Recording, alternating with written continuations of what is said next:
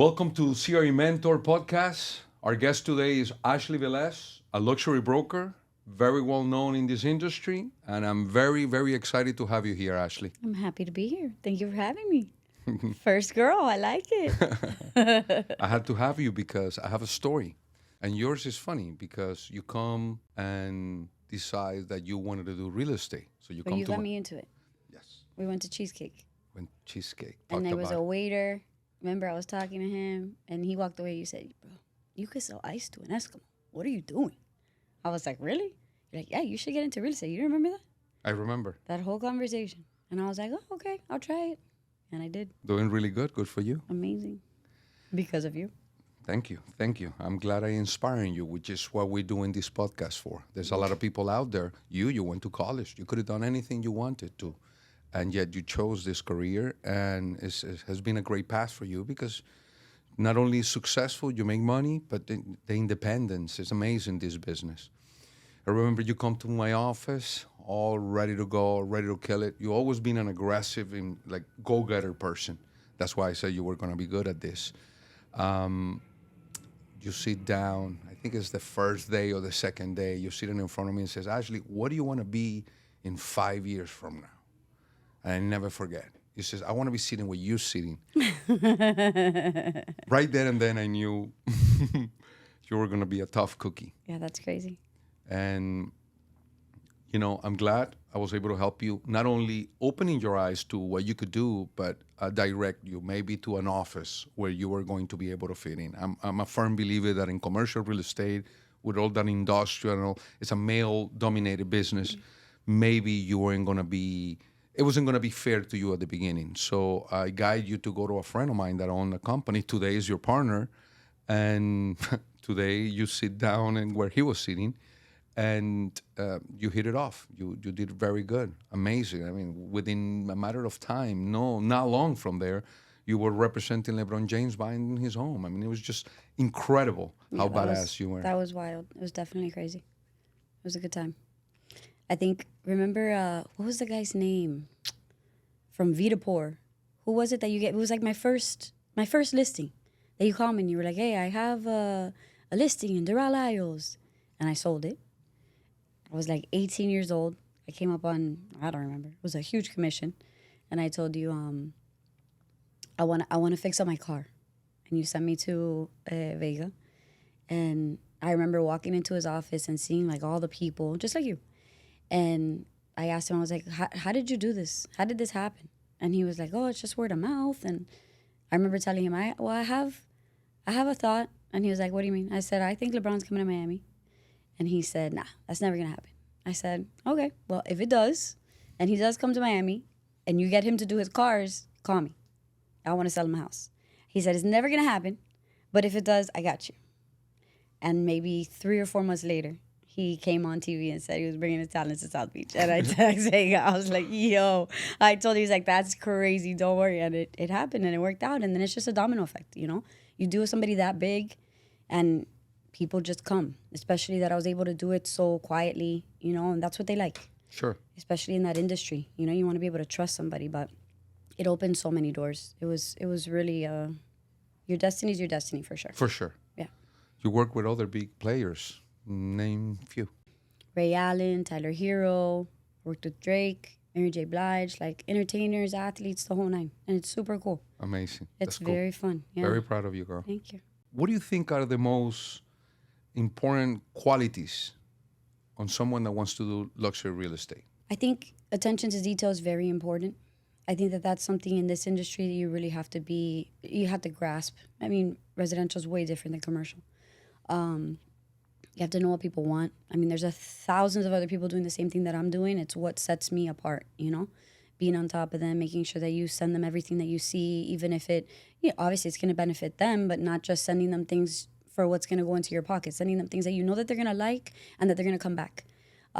That's huge, especially in this industry.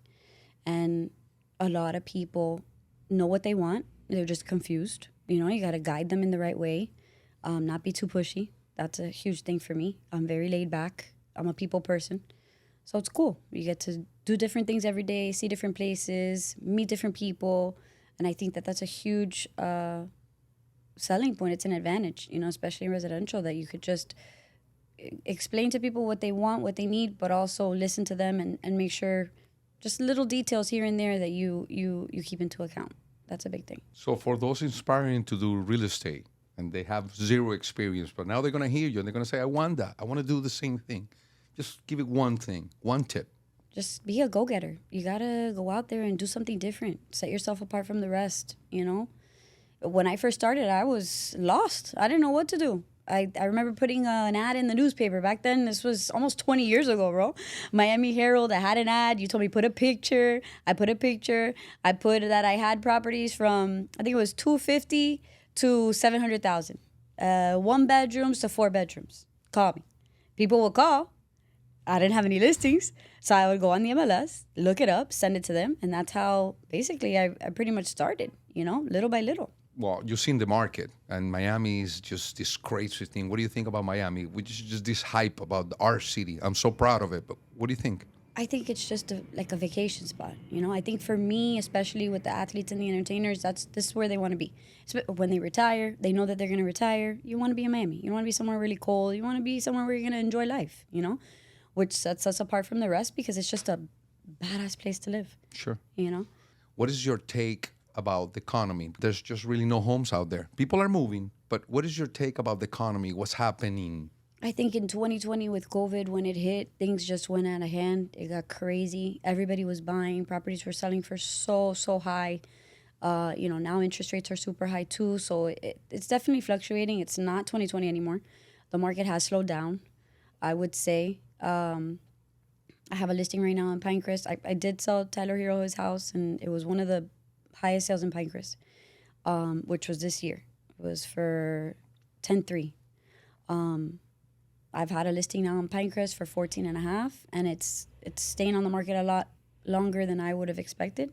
It's 2 acres. It's a beautiful property, but things aren't going as fast as they usually are. It's definitely slowed down. I think it's going to be tough. I mean, I don't know if it's going to be a 2007, 2008 type of thing, with what happened last time, but it's definitely not as popping as it was. It's definitely not as crazy as it was. It got out of control. I mean, even rental rates right now are still really high.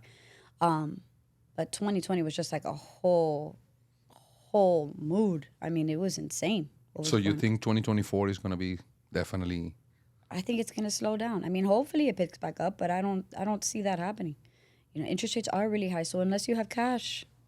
So considering you're a go-getter and you know what you're doing, how are you going to handle this? I mean, with me, it's a little bit different because I have, the athletes and the entertainers, and they're not in that realm. But I still sell properties for $250,000, $300,000. So it's just a matter of trying to find deals, find investments, cold calling, making sure that you call people even if the property's not listed, getting on the phone, driving to the places, making sure that if you knock on people's doors, you send letters, there's ways around it, buyers are liars.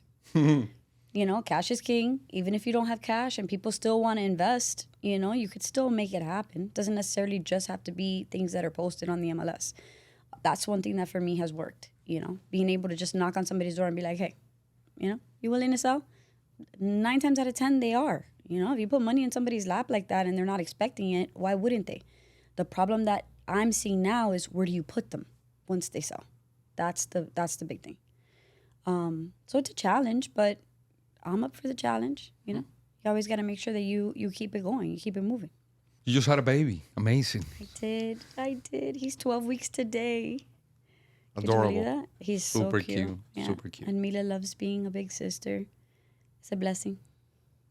I literally went back to work after 2 weeks. And I took him with me. Yeah. It was a fun time, though. I mean, he's amazing. He's growing. He's super cute. Not just because he's mine. But yeah, it's a beautiful thing. It's a miracle. Interesting that you mothers, obviously they want to be mothers, but I seen you always driving around with your daughter to places. You take her to the showings. Oh, she loves it. She meets all these people. She thinks she's cool. She goes to school, tells all her friends. I mean, it's cool. I want to teach her, how I was. I want her to be independent. I want her to have the same standpoint and the same morals that I did. And she's a little baddie. She's a mini me for sure. So I think that teaching them how to work and teaching them what you're doing, and it's interesting for her. You know, I would love for her to do real estate. She wants to be a judge. Nice. You That's want a pretty cool. judge in your Yeah, family for yeah, sure. for sure. But she loves it. She'll ask like, "Oh, how did that deal go? And what happened?" Like she's very intuitive. She really wants to know what goes on. You know, she knows the whole process. She does the walkthroughs. You know, she meets all of them. That's It's so funny. cute. It's super cute. Yeah, That's she loves great. it. What do you think about this new artificial intelligence when it comes down to residential real estate? I think it's going to affect terribly. It's not always accurate, so that's one thing. Sure. I definitely think it's gonna have an impact, but I feel like people enjoy that one-on-one, conversation, that going to see properties, not just doing everything on the computer, not just seeing it through a video. So I think that still having a broker in place, still understanding, the market the way that we do, and being able to guide them in a direction that you're not going to get that from a computer, I think that that is still a positive for us. Yeah, I mean, it's going to suck if it does take over, but I still think that there's so much to go around. There's enough for everybody that even if it does, I think we'll still be okay. I think we'll be good. In my business, I don't think it's going to affect me that much because the algorithm, you can't really analyze an industrial building, then an office building next door, and then a retail shop right across the street, and then you have a piece of land. The algorithm is not going to be able to do it. But on a community that you can have the same square footage, more or less, the computer can come up with that number. Yeah, but it's different when you're walking it. I feel like it's different seeing the details, there's a lot that goes into it, Commercial's different. You guys are industrial, it's a warehouse or, things that you're selling. I get it, but it's not as pristine. It's not as like luxury. Not emotions involved. Yeah, Yes. exactly. This is one of the biggest purchases somebody's gonna make in their whole life. Of course. You want to make sure that you're hands-on with it, not so much just going with AI. No, I don't know. obviously, emotions involved. You overpay for a property if you feel good. You never overpay on a space that you just need square footage. Absolutely. So it's different. This And what do you makes think sense. about these Airbnb new laws? They're going to start prohibiting people to do Airbnb, which is good to me. I think it's going to be. I think it's going it's to bring good. back inventory. I think it's good. I think it's bad too, just because of the fact that a lot of properties that I've sold, whether it be penthouses or condos, people buy them for that Airbnb, Short term. return. Yeah. And a lot of these buildings now are not allowing it at all. Well, So that's it- good. It's going to be inventory. 100%. It's just a matter of will they still pay top dollar to have it as an investment and just rent it out normally, because people are making crazy money on Airbnb, Yeah. and in places that you wouldn't even think. You get a property in Kendall, you fix it up, you make it super nice, you can make a good $15,000-$20,000 a month with an Airbnb. A little 3-bedroom to bath. That's incredible. It's crazy, So it's hard too because people don't want to let go of that.